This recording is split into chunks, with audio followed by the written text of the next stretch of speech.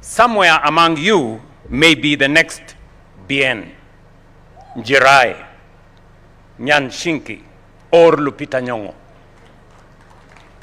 A Kenyan who will one day command the world stage and screens alongside artists such as Burna Boy, Thames, and Tyler. Njerae, for example, spent her school years participating in this festival and learning classical music. Today, she is a singer, songwriter, and a producer whose work reaches far beyond the school stage.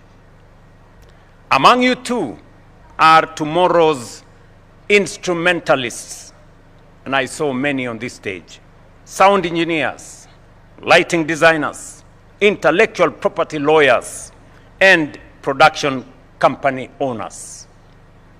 A generation ago, a musician needed a recording label, a physical album, and a radio station to be heard. Today, a song recorded in Bungoma can reach Nairobi, Lagos, London, or Sao Paulo within seconds. The opportunity is real.